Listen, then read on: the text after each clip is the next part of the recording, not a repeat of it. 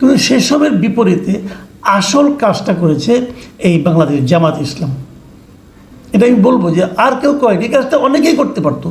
সরকার করতে পারতো, জুলাই ফাউন্ডেশন করতে পারতো, এনসিপি করতে পারতো, বাংলাদেশের বৃহত্তম অন্য অন্য আরও রাজনৈতিক দলের তারা করতে পারতো, বিএনপি করতে পারতো। কত টাকা লাগতো? সেই কাজটা জামাত ইসলাম করেছে। প্রিয় দর্শক, আমি প্রত্যাশা করব দেশের প্রত্যেকটা রাজনৈতিক দল অন্ততপক্ষে এই কাজে জামাত ইসলামকে অনুসরণ করতে পারেন। বাংলাদেশ জামায়াতে ইসলামের একটা কাজ, যে কাজটা আমার কাছে ভালো লেগেছে, সেটা নিয়ে আজ আমি কথা বলবো। সে কাজটার কিছু না, তারা বেশ কয়েকটা বই বের করেছে। বই না ঠিক, আমি বলবো যেটা আকর গ্রন্থ আপনারা বলতে পারেন। 10 খণ্ডের একটা প্রামাণ্য গ্রন্থের মতো ওনারা বের করেছেন। গ্রন্থটার নাম হলো, আমি আপনাদের দেখাই বইটা, এমনিও হাতে দেখাচ্ছি, স্ক্রিনেও দেখতে পাবেন। এই সেই বই। এই বইটার নাম হচ্ছে জুলাই 2024 বিপ্লবের শহীদ স্মারক, দ্বিতীয় স্বাধীনতার শহীদ যারা। এই নামে বেশ বড় আকৃতির একটা বই, আপনি দেখতে পাচ্ছেন। এরকম 10 খণ্ড, বেশ মোটা বই, কিন্তু আপনি লক্ষ্য করুন, বেশ মোটা বই। এরকম 10 খণ্ড, মানে এক একটা বইয়ের ওজন প্রায় 2 কেজির মতো হবে। 10 খণ্ডের একটা বই, একটা পুরো স্মারক গ্রন্থ ওনারা বের করেছেন। এটার মধ্যে কি আছে? এটার মধ্যে আছে এই জুলাই আগস্টের যে গণ অভ্যুত্থানটা হয়েছে, যেটাকে যে নামেই আপনি বলুন না কেন, বিপ্লব বলুন, গণ অভ্যুত্থান বলুন, দ্বিতীয় স্বাধীনতা বলুন, এক একজন তার রাজনৈতিক দৃষ্টিভঙ্গি থেকে এক একভাবে অভিহিত করছে। রাজনৈতিকভাবে এটাকে আপনি যে নামেই অভিহিত করুন না কেন, এই সময় যে একটা বড় ঘটনা ঘটেছে, এটা নিয়ে কারো কোনো দ্বিধা নেই। এবং এই বড় ঘটনায় কত লোক মারা গেছেন, কত লোক শহীদ হয়েছেন, অথবা কত লোক আহত হয়েছেন, তার সুনির্দিষ্ট কোনো হিসাব, নামকরণ, সংখ্যা, এটা কিন্তু আপনাকে কেউ বলতে পারবে না, সরকারও বলতে পারবে না। সরকার এক একবার এক এক কথা বলে। এই আন্দোলনের যারা মূল সেনানায়ক বা সিপাহসালার হিসেবে দাবিদার, সেই ছাত্ররা, আমরা যা কি বলি বৈষম্য বিরোধী ছাত্র আন্দোলন বলেন অথবা এনসিপি বলেন, যাই যে নামেই তাদেরকে ডাকুন না কেন, এখন তাদেরকে জিজ্ঞাসা করুন, তারা আসলে অন্য কিছু নিয়ে ব্যস্ত। তারা শহীদদের নিয়ে ব্যস্ত না। শহীদদের জন্য একটা জুলাই ফাউন্ডেশন পর্যন্ত হয়েছে, সেখানে এখন দেখা যাচ্ছে যে এই টাকার ভাগাভাগি নিয়ে নানা ধরনের সমস্যা হচ্ছে। যে যারা শহীদ হন না, যারা অন্য কারণে মারা গেছেন, তাদেরও কিন্তু নাম এখানে ঢুকে যাচ্ছে, এবং সেটা নিয়ে নানা রকম মানে আপনার টানাটানি চলছে। কেউ বলছে আমার বাচ্চা শহীদ হয়েছে, কেউ বলছে হয়েছে, আবার অনেকে বলছে না হয়নি। এরকম নানা ধরনের, আমি বলবো এক ধরনের নোংরামিয়ে চলছে।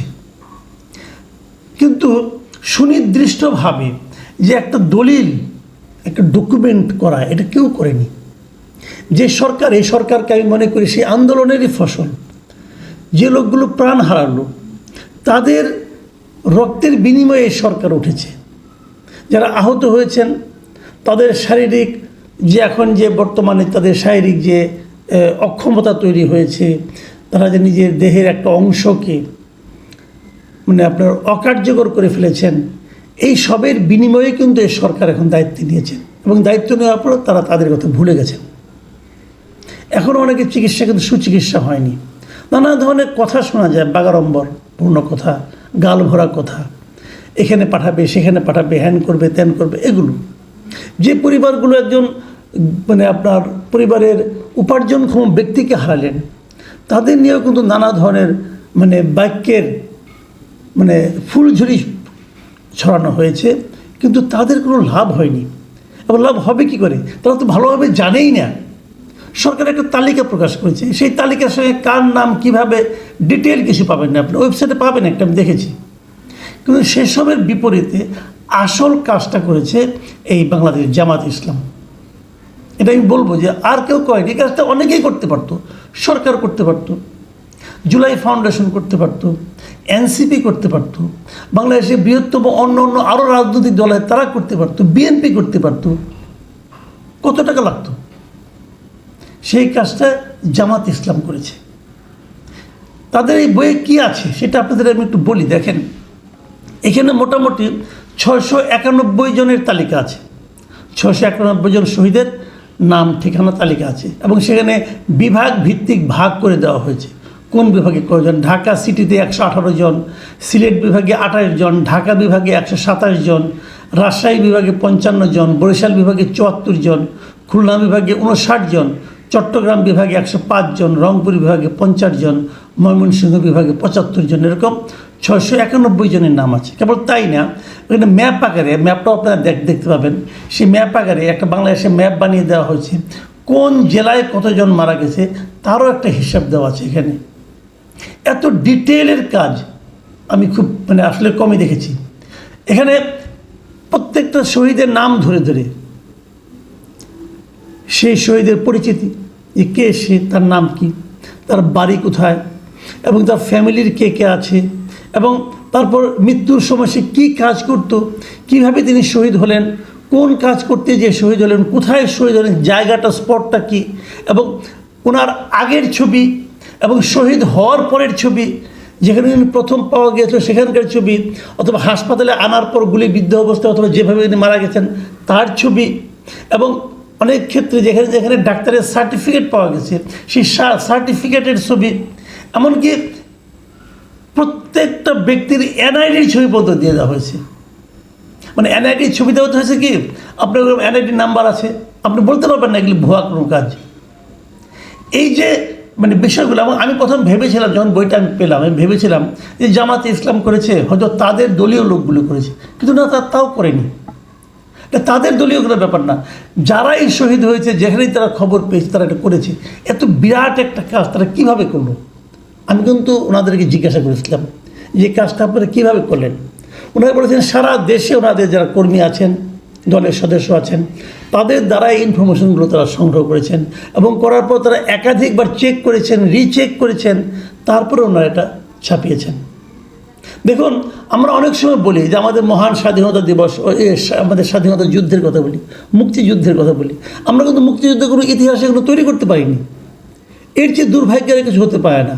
কতজন মুক্তিযোদ্ধা ছিল এই হিসেব নিয়েই নানা রকম ঝগড়া বিবাদ, কত কিছু ন্যাক্কারজনক ঘটনা, এবং আজকে যে আন্দোলনটা হয়েছে সেটা কিন্তু ওই কারণেই হয়েছে যে ওই হিসাবের মধ্যে কত গরমিল আছে। একজন লোক মুক্তিযুদ্ধ করে, মুক্তিযুদ্ধের সময় তো জন্মও হয়নি, সে লোক মুক্তিযোদ্ধা হয়ে গেছে, এরকম ঘটনা আমরা দেখেছি। তো তার বিপরীতে এরকম একটা তালিকা করতে পারাটা আমি মনে করি এটা একটা বড় কাজ। আমাদের মুক্তিযুদ্ধের সময় একটা মাত্র বড় কাজ হয়েছে এক মুক্তিযুদ্ধকে নিয়ে, সেটা হলো মুক্তিযুদ্ধের দলিলপত্র। আমাদের একটা দলিলপত্র সংগ্রহ করা হয়েছে, বিশাল একটা দলিলপত্র, এটা হাসান হাফিজুর রহমানের সম্পাদনা, ওনার তত্ত্বাবধানে একটা বিশাল দলিলপত্র সংগ্রহ করা হয়েছে। সেটা একটা বড় কাজ, কিন্তু এছাড়া আর কোনো নাই।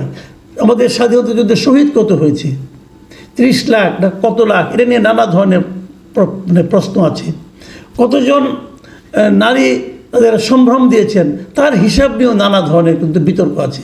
জামাতে ইসলাম একটা বেসিক কাজ আমি মনে করে ফেলেছে, এবং জামাতে ইসলামী জানিয়েছেন যে ওনাদের কিন্তু এই যে 691 জনের যে তালিকা, এটাই কিন্তু শেষ তালিকা নয়।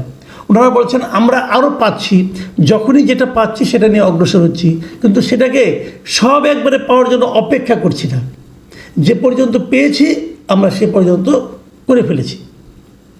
10 খণ্ডে তারা যেটা করেছেন, আমি মনে করি বাংলাদেশের ইতিহাসের ক্ষেত্রে, ইতিহাস লেখার ক্ষেত্রে যারা পরবর্তী সময় ইতিহাস লিখবেন তাদের জন্য এটা একটা গুরুত্বপূর্ণ আকর গ্রন্থ হিসেবে বিবেচিত হবে। এবং এই বইটার মধ্যে দলীয় খুব একটা প্রচার আমি দেখিনি, কিন্তু হ্যাঁ একটা মুখবন্ধ আছে, সেখানে দলের কোনো কথা নেই। তারপর জামাতে ইসলামের আমিরের একটা বক্তব্য আছে প্রতি খণ্ডে, সেখানে উনি দলের কথা বলেছেন, কিন্তু তার মানে এই নয় উনি দাবি করেননি যে এই আন্দোলনটা ওনারাই করেছেন অথবা অন্য কিছু, সেরকম কোনো দাবিও নেই। সেই লেখাটাও খুবই সুলিখিত ভূমিকা আমার কাছে মনে হয়েছে। আরেকটা জিনিস, সেই জিনিসটা হলো, যে জিনিসটা আমি বলবো যেটা থাকলে ভালো হতো, সেটা হলো এই বইটার সহজলভ্যতা। এটা কিন্তু সবার কাছে আপনি চাইলেই বইটা কিন্তু পাচ্ছেন না, কোথায় পাবেন তার কোনো আপনার পরিচিতি নেই, এবং এই বইটা বাণিজ্যিকভাবে বিক্রি করা হবে কি না সেটাও কোথাও লেখা নেই, বিক্রি করা হলে কত টাকা বিক্রি করা হবে সে বিষয়ে কোনো তথ্য এই গ্রন্থগুলিতে নেই। এটা থাকলে আমি মনে করি ভালো হতো। যেরকমভাবে জামাত ইসলামকে আমি বলবো আপনারা এটাকে বাণিজ্যিকভাবে বাজারজাত করেন, তাতে কী হবে, প্রত্যেকটা মানুষ এই ইতিহাসটা তার কাছে রাখতে পারবে। পরবর্তী সময়ে যদি কেউ নতুন নতুন শহীদ আবিষ্কার করতে যায়, আজকাল থেকে 10 বছর অথবা 15 বছর পরে, কে জানে, হতে পারে মুক্তিযুদ্ধ নিয়ে যেরকম বাণিজ্য হয়েছে, এটা নিয়ে যে বাণিজ্য হবে না তার কোনো গ্যারান্টি নেই। তখন যেন সবাই যার যার হাতে থাকা বই দিয়ে এটা মিলাই নিতে পারে। প্রিয় দর্শক, আমি প্রত্যাশা করব দেশের প্রত্যেকটা রাজনৈতিক দল অন্ততপক্ষে এই কাজে জামাত ইসলামকে অনুসরণ করতে পারেন।